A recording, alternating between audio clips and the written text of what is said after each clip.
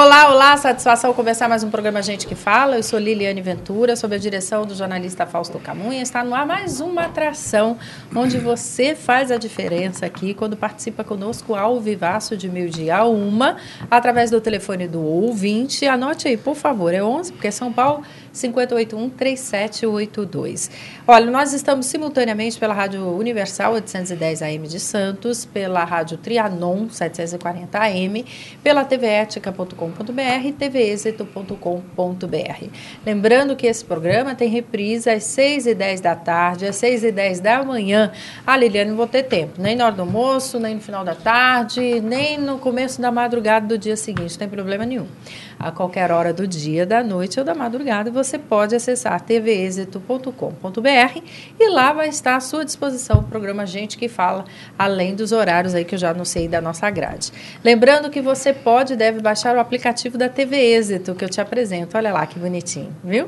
O aplicativo da TV Êxito é muito fácil, basta você solicitar aí na sua App Store ou em outra plataforma que você tenha e que ele vai estar disponível aí para que você também acompanhe uma programação diferenciada.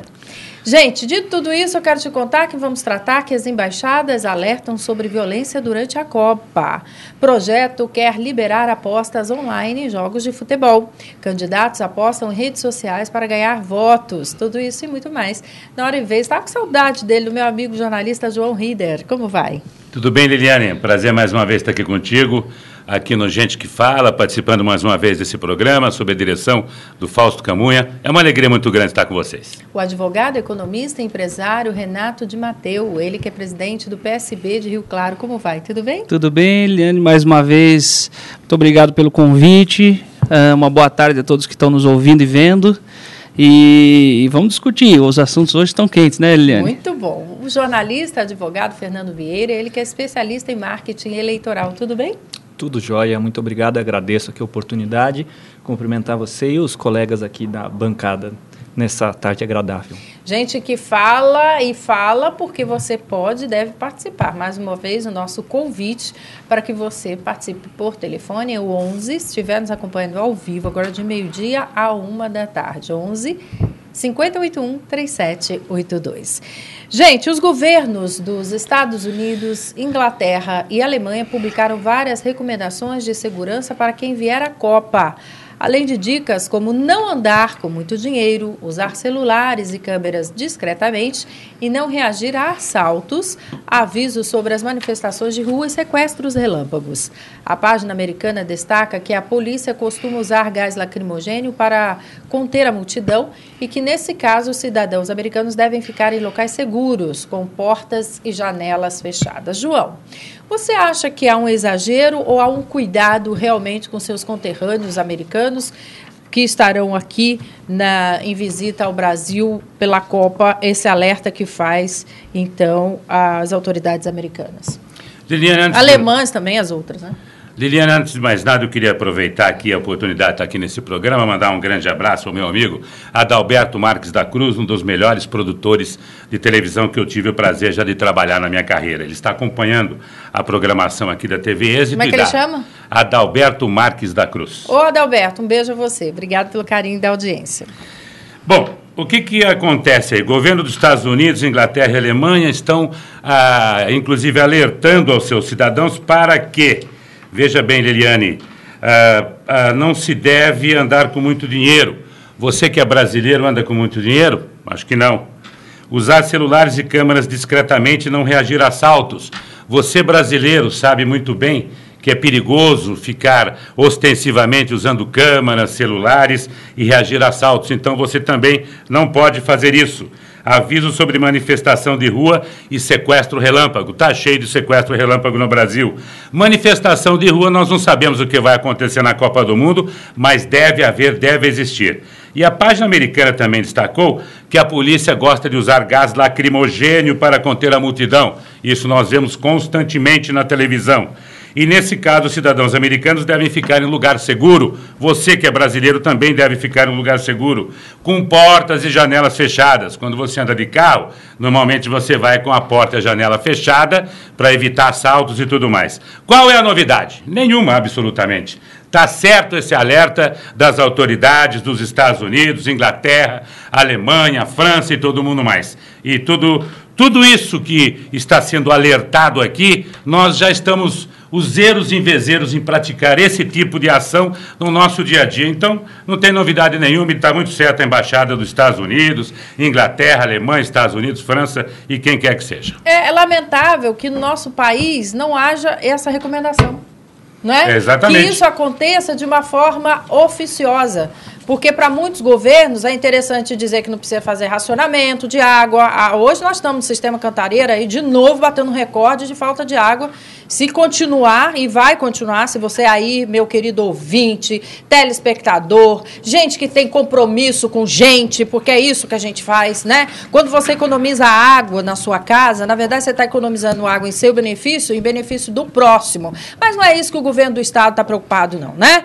Eu falo com propriedade, porque já passou da hora, governador, nós colocamos aqui à disposição, todos os veículos aqui à disposição para divulgar uma campanha séria de contenção de água, porque o que a gente está vivenciando vai chegar ao caos, e aí eu não sei nem se o senhor vai estar no governo, não é? Essa é a minha preocupação. Aliás, daqui a pouco eu vou começar com uma pessoa que é expert em marketing político, para entender se essa irresponsabilidade acontece em função da eleição, porque eu não posso ver de outra maneira.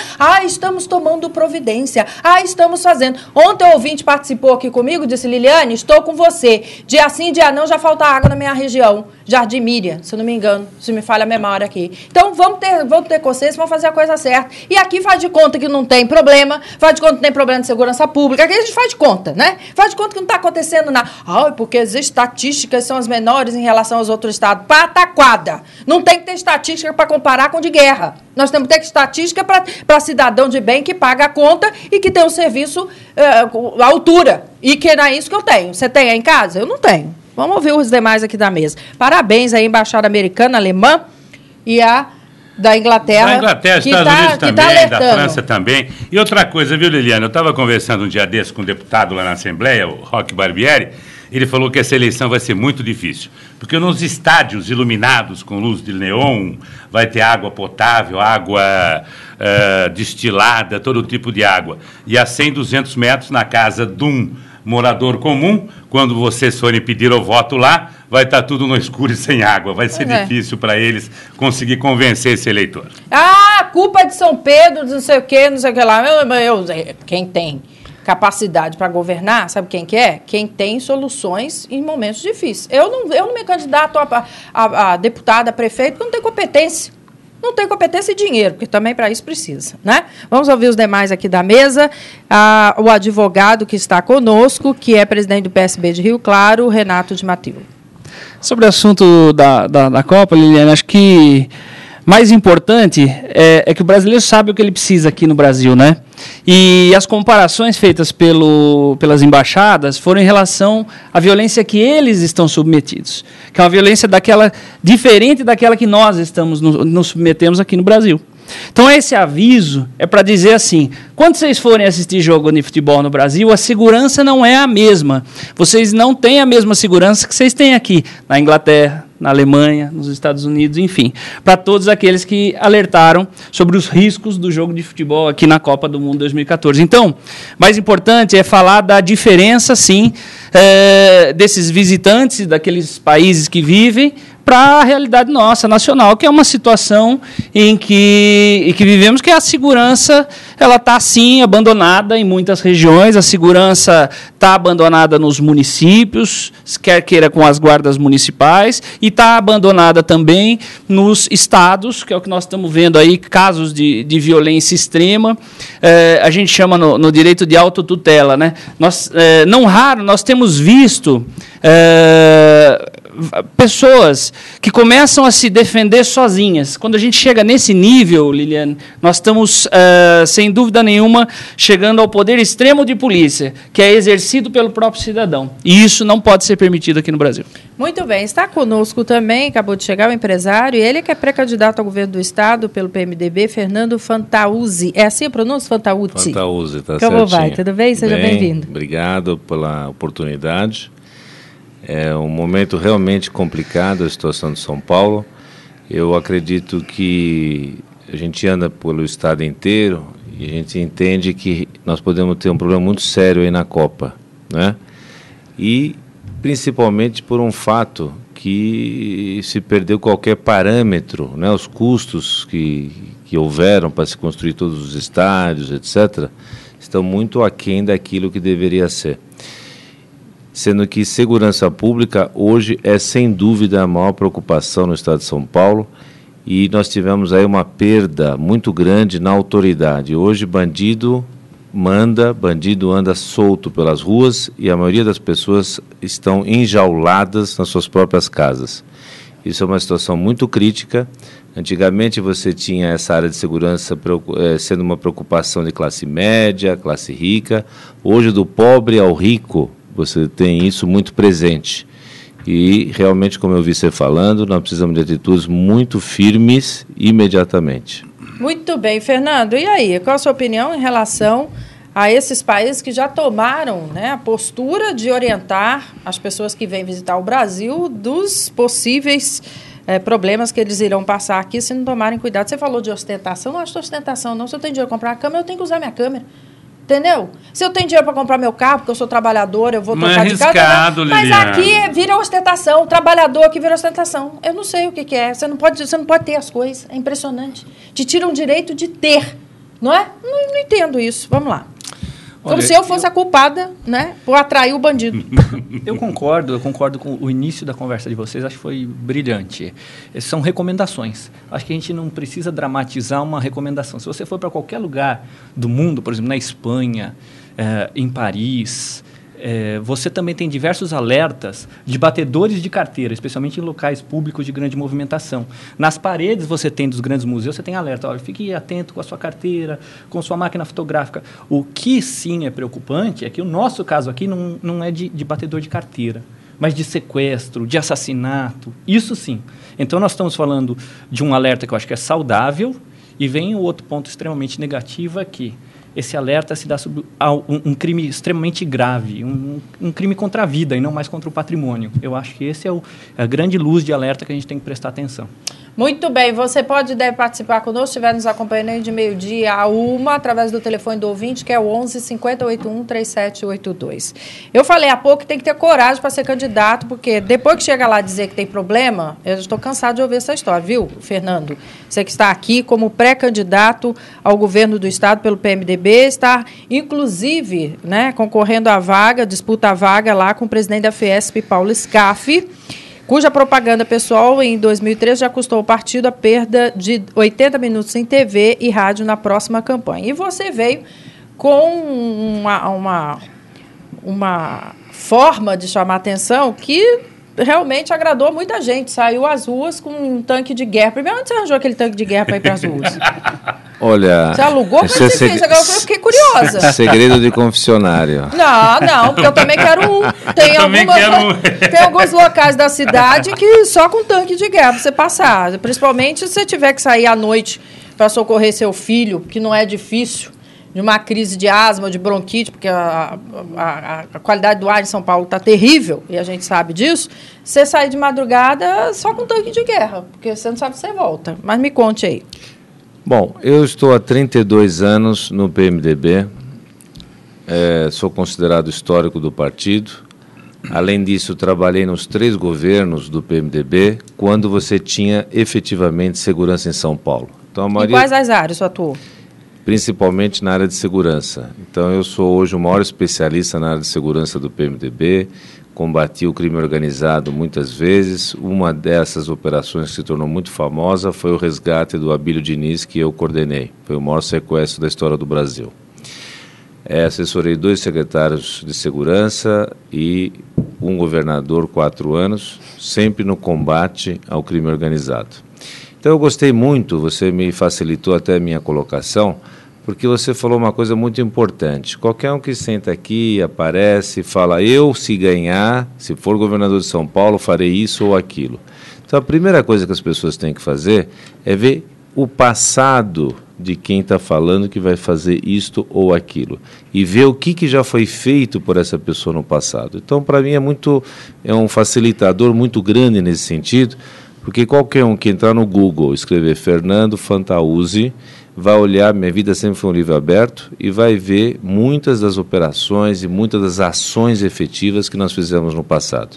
Então, credenciado pelo que a gente fez, credenciado pelo fato de que eu estou há 32 anos no partido que realmente fazia segurança em São Paulo, e hoje sou fundador desse movimento, como você viu ali no Tanque de Guerra, nós ou eles, desde 2002, quando eu defendi essa tese, inclusive a Folha de São Paulo, no artigo que eu escrevi... Qual tese? De que nós estamos numa situação extremamente crítica, o Estado de São Paulo hoje está na UTI, já vinha se encaminhando isso desde que eu escrevi esse artigo na Folha de São Paulo, dia 2/2/2002, ou seja, fazem 12 anos, que eu dizia, olha, o PCC é desse tamanho e está crescendo muito. O número de homicídios em São Paulo é desse tamanho e vai crescer muito. E isso se comprovou. Você veja o que aconteceu no Estado de São Paulo nos últimos 12 anos. Para você ter uma noção do que é isso, as pessoas não se apercebem dessa gravidade. Morreram nos últimos 12 anos no Estado de São Paulo por morte violenta mais que qualquer guerra após a Segunda Guerra Mundial. Então, guerra do Vietnã, guerra da Coreia, guerra do Camboja, etc. Qualquer uma dessas guerras teve menos mortes do que São Paulo teve até hoje. E o senhor que esteve lá dentro, nos bastidores, por que não acontece um enfrentamento? Sério? É simples, porque perdeu-se a autoridade. Isso historicamente é comprovado. Bandido que não tem medo de polícia, esquece, ele faz o que ele quiser. Então hoje impera no Estado de São Paulo a certeza total da impunidade. Seja porque não é preso, seja porque a polícia preventiva está muito aquém do que deveria ser, ou seja porque uma vez preso não tem a condenação, não tem realmente a permanência do delinquente na prisão. Então, por uma série de fatores. Mas o que mais me chama a atenção, que se fala muito que segurança pública precisa mudar a lei tal, mudar a lei Y, X, não precisa mudar nada, nada. Hoje o Brasil tem muita lei suficiente para se tomar atitudes muito fortes. O que precisa é coragem. A área de segurança é uma área muito delicada. Ou você tem coragem, entende profundamente do tema e assume os riscos disso, e não adianta nomear mais secretário de segurança, linha de frente ou meia linha de frente, isso não funciona mais.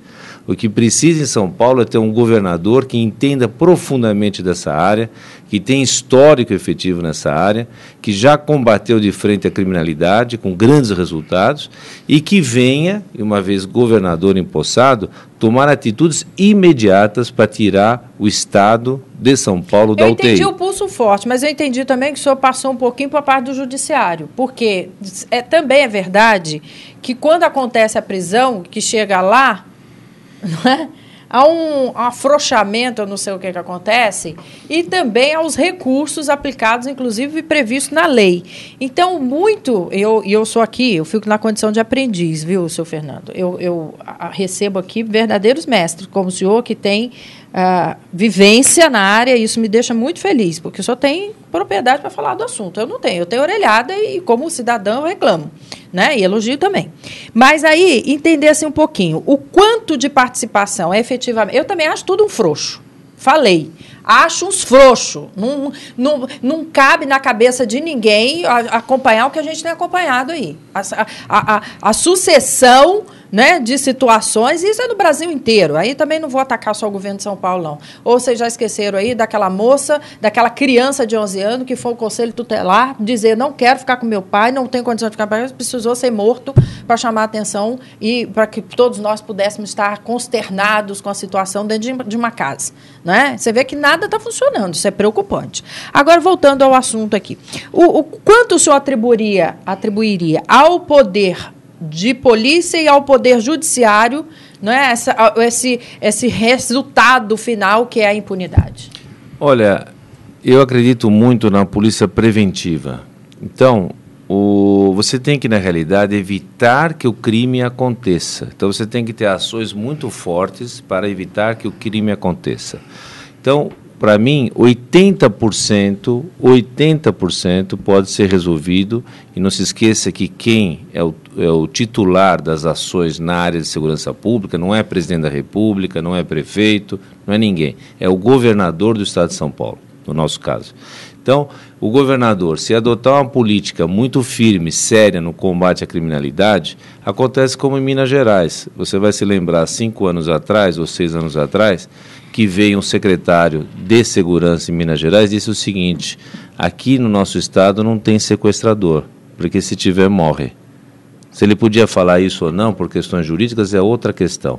O que eu quero te dizer é a diferença. Se você for para Minas Gerais, você vai ver que não tem sequestro em Minas Gerais. Sequestro é realmente sequestro, não sequestro de relâmpago. Então, o que precisa... Você sabe que bandido é como qualquer ser humano. Se ele achar que aqui é difícil de cometer crime no estado de São Paulo, ele vai para outro lugar. Então, a atitude vem do governador de São Paulo. Ele vai nomear um secretário da Segurança Pública, como faz parte, mas eu, como governador, eu serei o secretário de Segurança Pública, na concepção propriamente dita da função efetiva e da adoção de política de segurança. Esse é um ponto. O segundo ponto é que os governos que aí estiveram até hoje, inclusive está aí, estão muito atrelados a direitos humanos, muito mais de bandido. Então, é uma área que eu não me preocupo. Eu sou ligado, eu me preocupo com o cidadão de bem. Então, para mim, direitos humanos é de cidadão de bem, em primeiro lugar, segundo lugar, terceiro lugar. Para se preocupar com direitos humanos de bandido, eu deixo para os outros que já estão aí.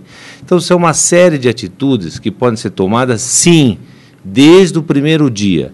Terceiro, valorização efetiva do policial e parar com hipocrisia. Não, ele diz que não tem dinheiro para pagar e nem dá aumento para os nossos queridos e honrosos policiais, porque é isso que eles são. Não é verdade.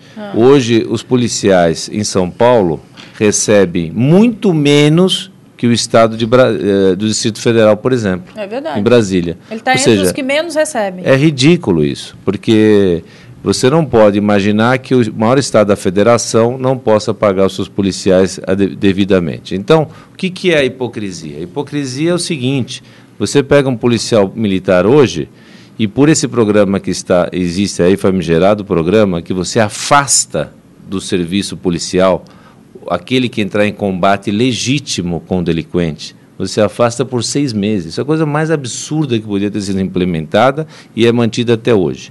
Então, você vai para os Estados Unidos, por exemplo, não tem diferença entre o ser humano que está nos Estados Unidos, que é policial, e o ser humano que está em São Paulo. É o mesmo ser humano.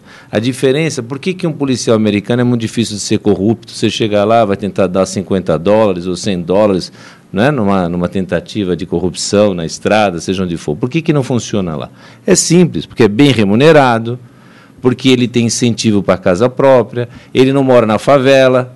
Né? O policial brasileiro mora muitas vezes na favela, ele tem incentivo para colocar os filhos dele numa escola digna. E porque ele é uma autoridade reconhecida. Exatamente, mas para ser reconhecido, você precisa prestigiar, valorizar, você precisa transformar esse policial, que existem grandes policiais, hein? Existe muita gente boa na polícia, o que precisa é ter uma lógica efetiva, ou seja, não adianta você pagar uma miséria para um policial para depois imaginar que ele vai sair com um revólver na cinta e enfrentar bandido. E ainda mais com esses programas absurdos que existem que desprestigiam o policial. Então, na realidade, governar é você escolher áreas, priorizar. Ninguém consegue fazer de A a Z. Só que São Paulo hoje precisa de um governador que entenda profundamente da área de segurança, porque hoje é, sem dúvida, do pobre ao rico, a maior preocupação. Daí o lema da nossa campanha, que é tolerância zero, absolutamente tolerância zero no combate ao crime. Eu vou dizer uma coisa para o senhor, sabe como é que eles resolvem aqui o problema? Hein, governador? Fiquei com a vergonha. O prefeito resolve a questão do trânsito pintando faixa.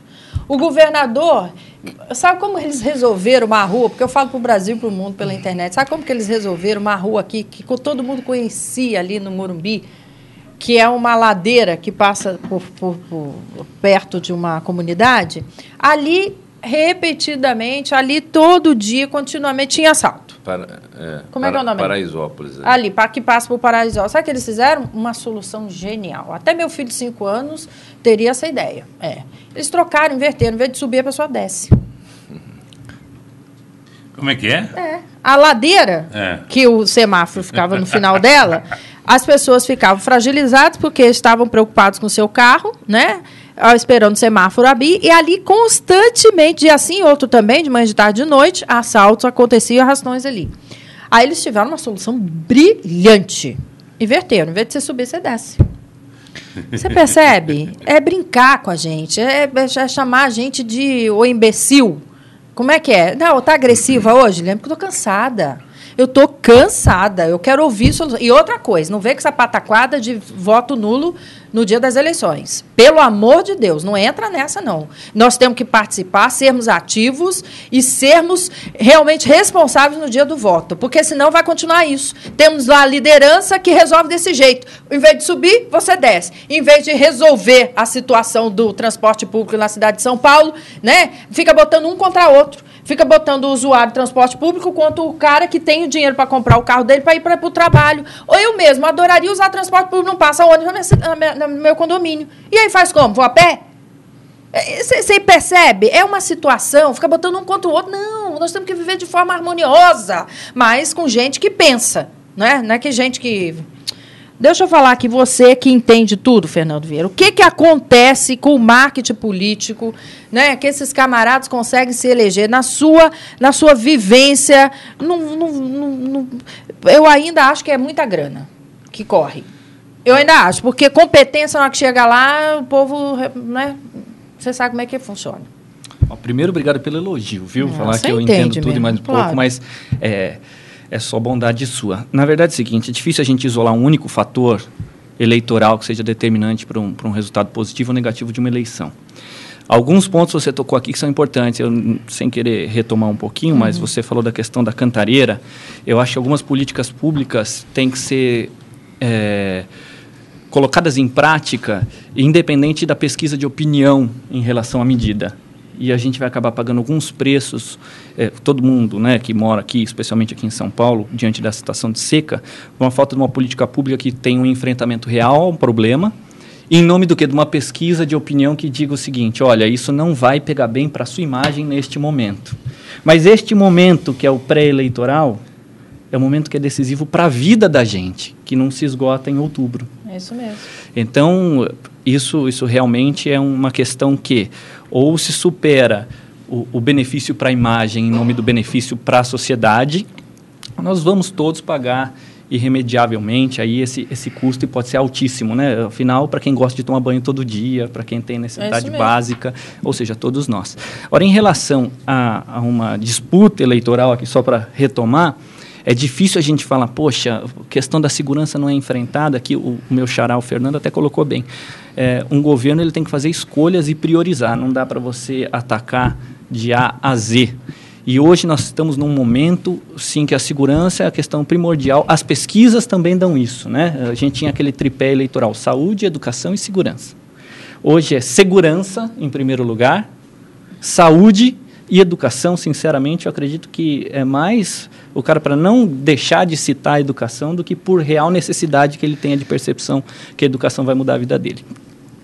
Então, o que acontece? Hoje uma eleição, se você tentar isolar um único fator, vamos só trabalhar a questão da segurança, vamos só trabalhar uma questão de saúde, você não adianta, você não consegue ter um resultado efetivo. O cenário, ele muda bastante, a gente tem que encarar cada cenário de uma forma específica para aquele momento. Mas definir. É determinante o tempo de exposição em TV? Sem dúvida, ainda o maior meio de comunicação é a televisão, meio de massa, né, para você ter acesso às pessoas e levar a sua informação. Sem a TV, você não consegue ter a abrangência necessária de uma campanha política. Hoje, no Brasil, ainda que a internet cresça, o rádio diminui em importância e a TV se mantém ainda no topo. Você falou uma outra questão, dinheiro, sim, o dinheiro ele é necessário. Ele é necessário para você montar todas as bases para que você leve a informação até a população. A gente não pode ser hipócrita e falar assim, dá para fazer campanha sem dinheiro? Não dá. Como as pessoas vão trabalhar na sua campanha, como elas vão se organizar para fazer campanha para você, como o material vai ser produzido.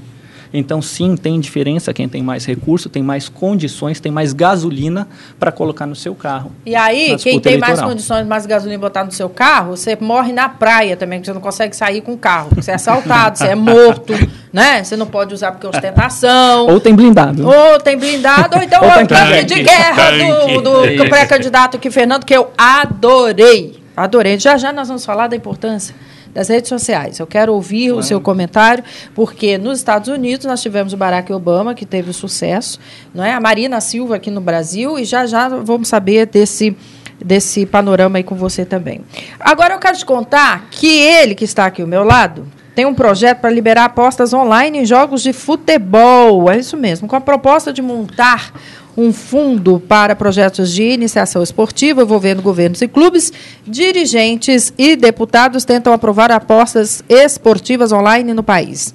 Em 2013, as apostas brasileiras em sites de fora aqui do nosso país movimentaram cerca de 1 bilhão e 800 mil reais. Pelo projeto, 16% de apostas deverão ir para um fundo de iniciação esportiva escolar. Isso é esperar para ver. A iniciativa é boa, a intenção é boa, mas como é que você vai fiscalizar isso aqui? O projeto, Liliana, na verdade, não é um projeto nosso, tá?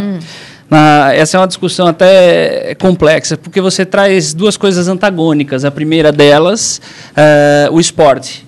E é lógico que o esporte de base, ele trabalha com acessibilidade social, ou seja, você tira aquele menino de 12, 13, 14 anos até 18 anos das drogas e coloca esse menino para jogar bola. Então você tirou ele de uma realidade que não nos é interessante como sociedade e, obviamente, como indivíduo, e coloca ele numa outra realidade, que é a realidade dos esportes. Tá? E aí, junto, vem a ideia de tributar o jogo. Quer dizer, o jogo ele existe, Liliane, não é uma proposta nova e nem nossa. O jogo, ele sempre, as apostas sempre existiram. Quantas vezes nós já não ouvimos amigos dizerem: você vai me pagar uma caixa de cerveja, João, se o Corinthians ganhar ou se o Palmeiras perder, enfim. Essa disputa, geralmente vinculada a uma aposta, por mais irrisória que seja, sempre foi uma disputa existente. Isso é cultural, tá? Não vai ter legislação, e no direito, o direito reconhece os hábitos para fazer seu direcionamento legal. Não vai ter legislação que vai apagar a cultura de um povo, tá? Eles vão continuar sempre apostando, querendo o governo federal ou não, querendo a legislação ou não. A questão em relação aos jogos, especificamente, e aqui nós estamos falando de todo tipo de jogo, é saber o seguinte: eu vou querer tributar o que a cultura já elegeu como sendo uma prática habitual, ou eu não vou querer tributar? Eu acho que a discussão é por aí. E se eu tributar, o que eu farei com esse dinheiro? Ora, nós estamos imaginando que, em vez de eu pegar esse dinheiro e colocar no bolo do orçamento, que se faça um direcionamento desse dinheiro, então, para acessibilidade no esporte. Essa é a ideia. Eu defendo esse tipo de ideia. Nós não podemos, como Estado, suprimir a cultura, os hábitos do povo. O que acontece muitas vezes, Liliane, a tensão social que você acabou de falar, que o povo começa a brigar com o povo, nós brigamos entre nós, acontece porque existe um Estado muito forte por cima falando: não faça assim, não faça assado. E não é evitar a repressão policial não, viu, João? Eu sou a favor de repressão policial dura, de polícia dura, de judiciário eficiente, sou a favor sim, mas eu estou falando aqui da nossa convivência social, isso nós não podemos esquecer. Se nós temos práticas sociais não respeitadas pelo Estado, o Estado não será respeitado pelo seu cidadão. Essa é a leitura. Muito bem, nós vamos fazer um rápido intervalo comercial. Voltamos já com muitos outros assuntos para você. Até já. Olá, eu quero convidar você a assistir o programa Observatório do Terceiro Setor, onde você vai ficar atualizado com o que está acontecendo no país, conhecer o trabalho das entidades, os personagens, as últimas novidades do terceiro setor. Para que o poder público esteja conectado. É uma geração que aprendeu a se governar com cliques. Eles não vão se adaptar aos ritos burocráticos. Vamos conhecer, debater e dar voz ao setor que mais cresce no Brasil. Muito importante o povo nas ruas. Eu te espero aqui, no Observatório do Terceiro Setor. Saúde, educação, comportamento, política, entretenimento, prestação de serviços, cidades, segurança e meio ambiente, você tem aqui na TV Êxito um jeito novo de ver TV. Ó, deixa eu falar aqui que internet, isso é uma maravilha. O Sérgio Tanuri está nos assistindo. Um beijo, tem que vir aqui ao programa, viu, Sérgio? Você é um querido também. Olha, gente, por telefone participa comigo ela que é supervisora de marketing, a Zilka Fialho da Silva, que vai falar da campanha do agasalho da AFEPESP de 2014, conhecida por ajudar muitas famílias carentes no inverno. Muito bem, Zilka, qual a entidade é responsável pela realização da campanha? Seja bem-vinda. Boa tarde, Liliane Ventura. Boa tarde, debatedores. Alô? E ouvintes do Gente que Zilka? Fala. Alô? Bom, daqui a pouquinho a gente restabelece o contato com a Zilka Fialho, porque eu não estou ouvindo. Alô? Ok, aí, Fernanda, alguém vem ao estúdio, por favor, me dá notícia se ela está na linha ou não. Alô? Não tá? Muito bem, a Zenilda não está aí? E aí? Tá na linha, Zilka? Oi, Liliane, está me ouvindo? Zilka? Alô? Liliane, está me ouvindo? Agora eu estou ouvindo, porque ligaram o retorno aqui do estúdio. Muito bem, Zilka, me conta aí. Boa tarde, Liliane. Boa tarde, debatedores e ouvintes. Olha, a associação, através da nossa coordenadoria social, ela reafirma em mais um ano o apoio à campanha do agasalho, que é uma iniciativa do Fundo Social de Solidariedade do Estado de São Paulo, o FUSESP. Muito bem, e qual o apoio da FEPESP na campanha? A nossa parte é de oferecer os pontos de arrecadação, para que os nossos associados possam participar dessa nobre causa. Em 2014, nós aumentamos o número de pontos e ultrapassamos a marca dos 10 em todo o estado. Muito bom. E agora, vamos dizer para os ouvintes e telespectadores quais são os pontos disponíveis para o associado à FEPESP? Olha, são muitos, Liliane. Sede social aqui no centro de São Paulo e em várias unidades regionais, como Botucatu, Bragança Paulista, Campinas, Franca, Guarulhos, Marília, Piracicaba, Bernardo do Campo, São Carlos, São José do Rio Preto e São José dos Campos. E vamos dar destaque também, Zilka, aos produtos principais aí a serem doados.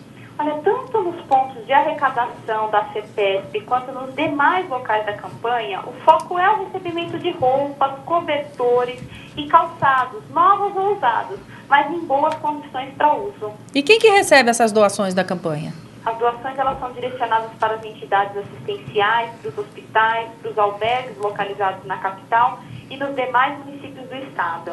Gente, olha, claro que vocês já conhecem, né? E a gente reforça aqui que através do site campanhadoagasalho.sp.gov.br você pode ter outras informações ou ainda no próprio site da fepesp.org.br ou pelo telefone 0800 7717 144, não é isso, Zilka? É isso aí, nós pedimos a colaboração de todos, porque independente do local em que ele faça o depósito da doação, a campanha tem o objetivo de ajudar as famílias carentes a enfrentar esse inverno com mais segurança, dignidade e calor humano. Muito bom, Zilka, parabéns a todos aí pela iniciativa, viu? Um beijo grande. Obrigada, até logo. Tchau.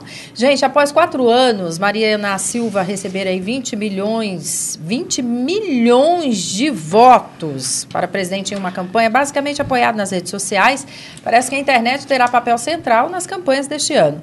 A aposta, principalmente dos candidatos menos conhecidos, é explorar a própria vida pessoal na rede para criar intimidade com os eleitores, especialmente com os jovens e os de classe média. É isso, Fernando?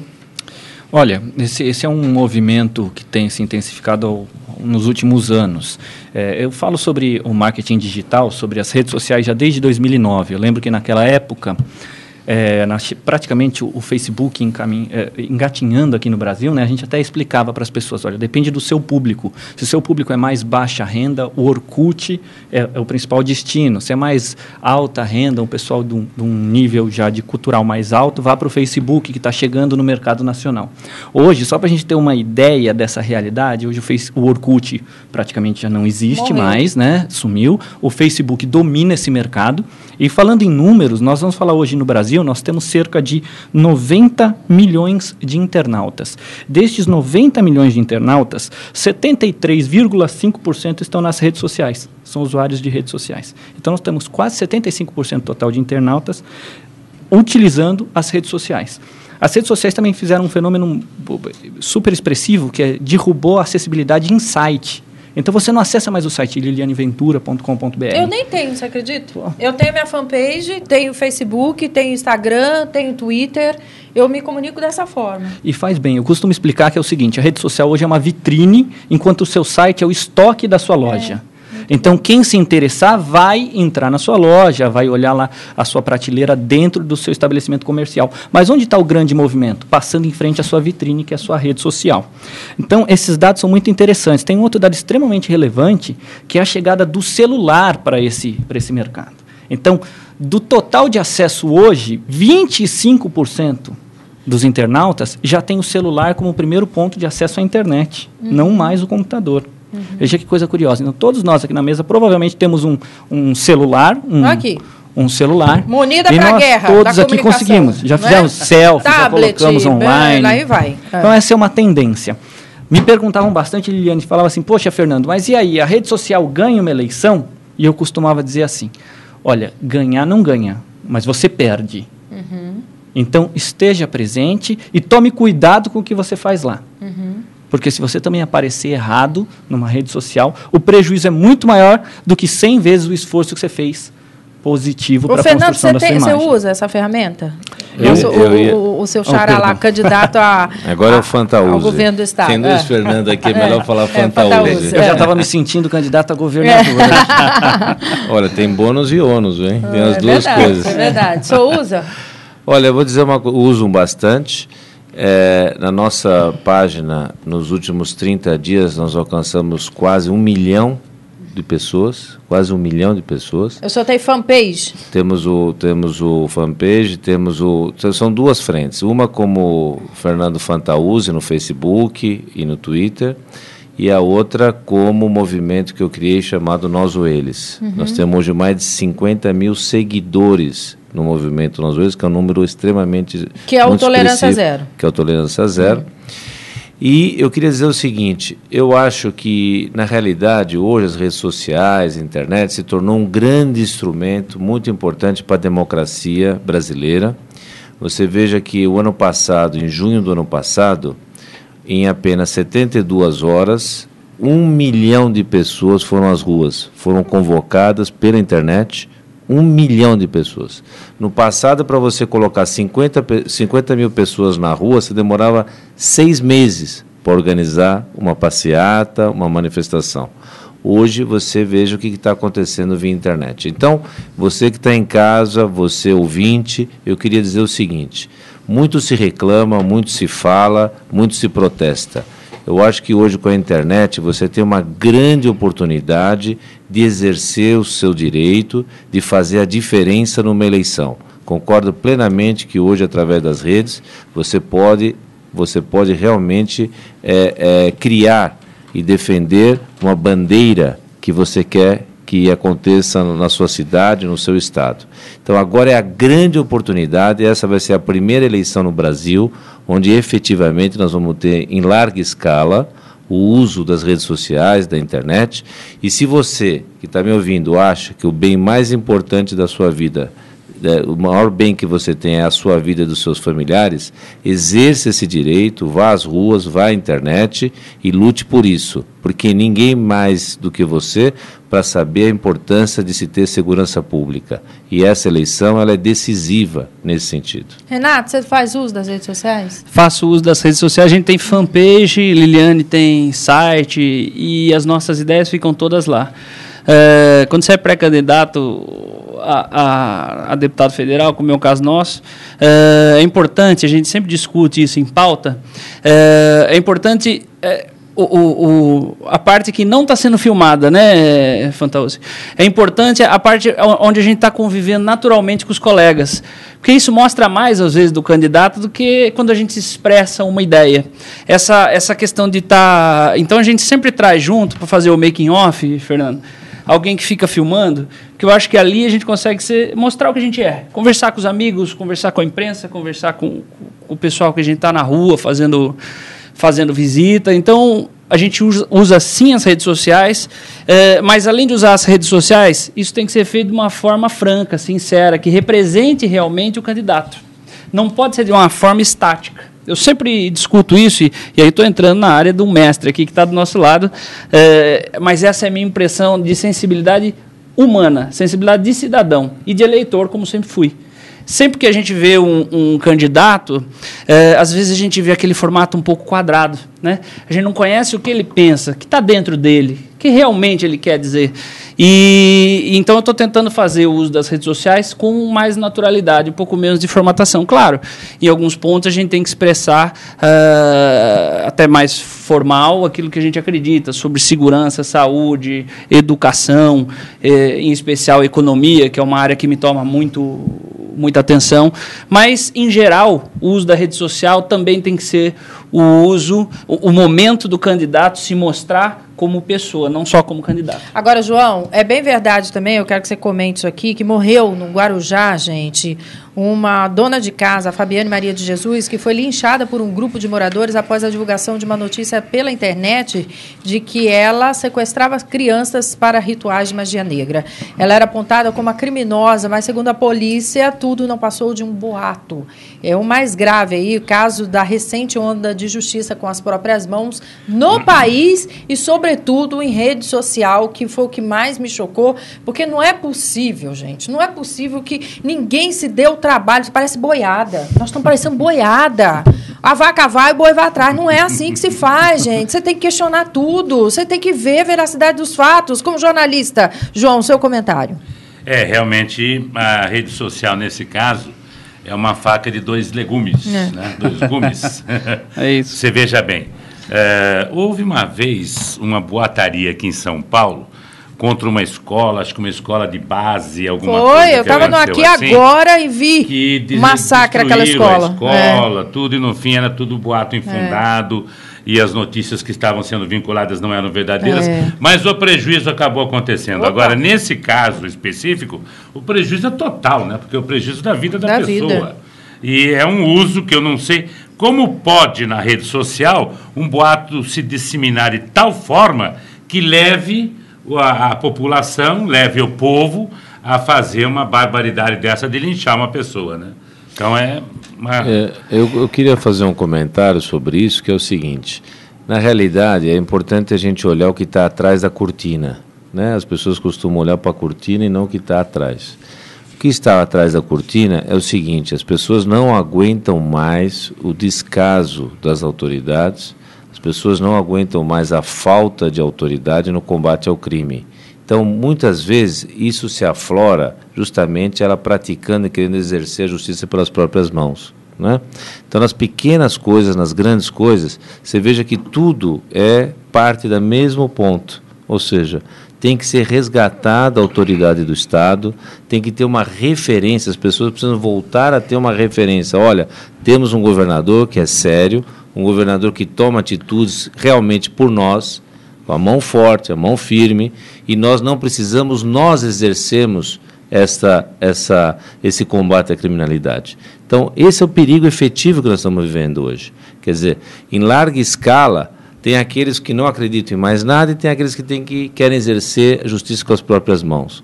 Então, precisamos realmente interromper esse processo imediatamente, e só temos um jeito de fazer isso na democracia, né? Se fosse na ditadura, seria diferente. Mas na democracia, a única maneira de reverter isso é você saber escolher realmente quem pode ser o seu melhor governador. Olha aqui, o povo se manifestando, o telespectador e ouvinte. É claro que a gente fez uma pré-seleção das perguntas, que são muitas, mas desde já a gente agradece o seu carinho de sua participação, como do Pedro da Lapa.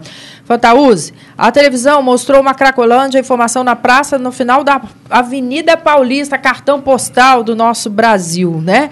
Ao lado do início da Doutora Arnaldo, com direito a consumo explícito de drogas ao ar livre. Por que será que a Polícia Paulista é sempre a última a saber? Ou agir. A saber, ela sabe. É agir, né? Esse é um problema muito sério. É uma das minhas maiores preocupações, porque qualquer outro tipo de droga, você ainda tem uma probabilidade de o usuário retornar a uma vida saudável. Você tem uma possibilidade razoável. O problema do crack é que ele destrói efetivamente parte do cérebro. E isso transforma um ser humano, muitas vezes, num animal. Então você veja, a maioria dos assaltos que ocorre, e aí eu incluo a minoridade já entrando nesse tema, que eu sou plenamente favorável a que se reduza a minoridade para 16 anos, por um motivo muito simples.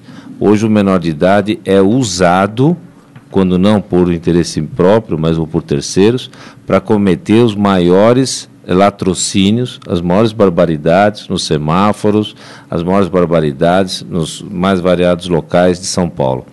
Então, as autoridades demoraram muito para tomar uma atitude em São Paulo, aquilo que eu falei desde 2002, nós estamos alertando, demoraram muito, e isso fez crescer, não só mais em São Paulo, no interior de São Paulo está muito grave o problema do crack. E se continuar nesse tipo de atitude totalmente inaceitável, de não lidar com esse problema de maneira séria, forte e rápida, nós teremos um exército de pessoas. Já temos, desculpa, não, mais ainda, exatamente, muito pesado. E aí o Estado vai fazer o quê? O que o Estado vai fazer com um exército de pessoas que, infelizmente, por terem o cérebro danificado, não é? Nem sabem o que estão fazendo. Então, para puxar um gatilho, não pensam duas vezes, não é? Que também é o caso dos menores, hoje entre 16 e 18 anos. É um problema muito sério. Então, eu quero dizer também o seguinte, você que está me ouvindo, eu sou plenamente favorável às manifestações, eu acho que chegou a hora das pessoas exercerem de verdade, com dignidade, sem violência, evidentemente, mas exercerem o seu direito. Os jovens têm que ir para a rua e exercer os seus direitos. Senão, as coisas realmente são difíceis de haverem mudanças efetivas no processo. A Márcia Juliane da Vila Maria, Fernando, falando em marketing eleitoral, esse governo que está aí gasta lá um dinheirão na campanha com o apresentador da Record, Rodrigo Faro, na TV para fazer campanha antes de toda essa crise de água. Não, na verdade, o conteúdo é que é uma barbárie. Você vai ter um descontinho na sua água lá, vai ter um benefício financeiro, né? Se você economizar água, não é esse o propósito financeiro. Você tem que economizar água porque vai faltar água. Ninguém enfrenta isso de uma forma séria. Ô, Fernando, eu não sei, parece que só... Eu tô revoltada à toa, gente. Não, você tá brava hoje, hein, Liliane? Eu tô de saco cheio. Você tá brava hoje, hein? Enfrenta a situação. Vai faltar água se você não economizar, cidadão. Até porque se você economizar, realmente você vai pagar menos, né? Eu não tenho coragem de discordar dela hoje não, viu? Ela tá brava. Ó, a outra aqui, ó. Maria das Neves participa conosco. Um beijo, Maria. A minha alegria é assim, ó. Beijo para você, viu? Porque gente inteligente assiste esse programa aqui, ó. Liliane, parabéns pelo programa. E socorro, me ajude. Preciso aí de um SOS. Moro na região do Jardim Capela, que fica aqui no Jardim Ângela, Santa Amaro. E eu não tenho ostentação, não. Não tenho câmera, nem celular. E não queria que fosse levado meus poucos centavos, meus pertences nos pontos de ônibus do terminal Jardim Capela, que abrange também o Parque das Cerejeiras, das 5 às 6 da manhã, todos os dias, próximo à rua São Paulo, tem lá um assalto. Se você vai na delegacia para fazer o BO, eles querem seus dados. Cara do bandido, todos já conhecem, a viatura não aparece quando eu ligo. Não confio na polícia, porque eles não agem. O que fazer para eu ir buscar dinheiro da propina? Tem PM lá toda semana. Aí é duro, né, amiga? Aí é duro. Faz você campanha para mudar o governo. Faz. Eu estou fazendo. Eliane Guanazes, Liliane, quero parabenizar os debatedores, a você, ao Fausto Camunho. Queria dizer que estou sentindo falta da dona Alda Marco Antônio. Essa também sumiu. Né? Quando estava aqui, vai vir aqui. Agora sumiu. O Mauro Rubens, de Campo Limpo. Você ri, João? Você ri? Eu falo. Tá brava. Eu falo. Aqui é um espaço livre para todo mundo. Alda, estamos com saudade de você. Vem aqui. Estamos te esperando. O Lula pode ser considerado o único político brasileiro atualmente com grande carisma e quando começa o horário político, poderá ser o grande diferencial ao apoiar seu candidato do seu partido. Está falando da Dilma lá, que já estão em campanha. Eu acredito que, eu não posso dizer que ele é o único, mas de projeção nacional ele é o que tem maior carisma hoje, sem dúvida, e que ele tem um peso grande do ponto de vista eleitoral, do ponto de vista de influenciar o eleitor, tem. Isso é inegável, né? A Janice, da Vila Alda, Fantaúza, eu acho que o Estado de São Paulo precisa acordar no quesito violência. Nunca vi a cidade de São Paulo especialmente tão largada assim, porque esse governo não fez, né? E o que todo mundo sente na pele, né? Esse é o ponto fundamental, porque quando você deixa de fazer coisas em outras áreas, você ainda pode, aos poucos, ir acertando aqui, acertando ali. Eu estava recentemente numa entrevista também, estava presente o Paulo Maluf e outras pessoas, nós estávamos falando isso. Então, o Paulo Maluf estava falando que, na realidade, o sistema Cantareira foi ele e o Paulo Egídio que fizeram. Né? Um projetou, o outro executou, etc. E de lá para cá, muito se deixou de fazer. Faz tempo, hein? Faz bastante tempo, mais de 30 anos. Mas, de qualquer maneira, agora, na área de segurança, esse problema é muito sério. Porque quando você deixa de fazer ou adota a política equivocada de segurança pública, você tira das pessoas o maior bem que ela tem, que é o bem da vida, é o bem da paz, é o bem da tranquilidade. Então nós precisamos resgatar, a prioridade absoluta no Estado de São Paulo hoje é resgatar a sensação de segurança. Porque não é só do crime, sabia, Liliane? Não é só o problema do crime efetivo. As pessoas, quando tomam um avião e descem em Miami, por exemplo, ou descem num país da Europa, observe isso. Naturalmente você relaxa quando você sai do avião, né? Você sente uma paz, você não sabe o que é isso. Isso é sensação de insegurança, que faz cair muito a sua qualidade de vida. Então você tem outras vantagens, etc., mas a sua qualidade de vida cai muito. Quer ver uma prova de violência muito grande ao cidadão, à liberdade? Você já percebeu que cada 10 carros que passam na rua, 8 têm insufilme? Isso é a maior demonstração, não estou nem falando de carro blindado, estou falando agora de insufilme. É a maior demonstração de irresponsabilidade que existe na área de segurança. Porque as pessoas se violentam na sua liberdade de ter o seu carro, vidro que você possa enxergar. Ainda bem que eu já casei, viu? Porque até para paquerar tá difícil. Pois é. Não é não, João? Até para você, né, se relacionar. Aquele lugar melhor para você arranjar um casamento que no trânsito, você já fica parado mesmo, não pode mais, porque você está lá blindado, fechado, lacrado e por aí vai. Olha, o Roberto Campos, de Santa Cecília, falando em jogos, por que não legaliza e reabre o cassino aqui no Brasil, já que todo mundo joga de Mateus? Nem diga, viu?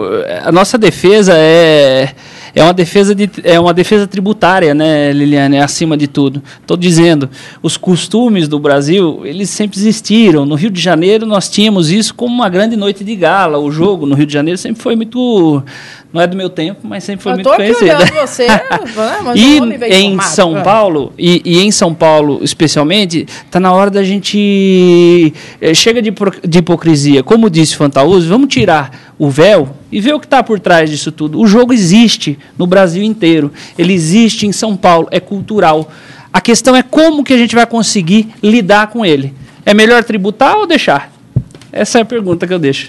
Gente, a gente tem que ir embora, lamentavelmente, porque a gente adora poder conversar com você, né? Sobretudo porque você tem essa oportunidade de falar conosco. Agradecer aqui muitíssimo e desejar muita sorte a ele, a presença do Fernando Fantaúza, viu, Fernando? Obrigada pela participação, sucesso. Muito obrigado por essa oportunidade. Também ao nosso querido Renato de Mateus, muito obrigada. Muito obrigado, Liliane, sempre bom estar com vocês aqui. O João Rieder, nosso querido comunicador, jornalista. Mais uma vez, foi um prazer estar com você aqui, Liliane, aquilo que eu sempre digo, né? Já ganhei meu vintém, falei pouco, falei bem, não menti para ninguém. Até a próxima, boa sorte, amém.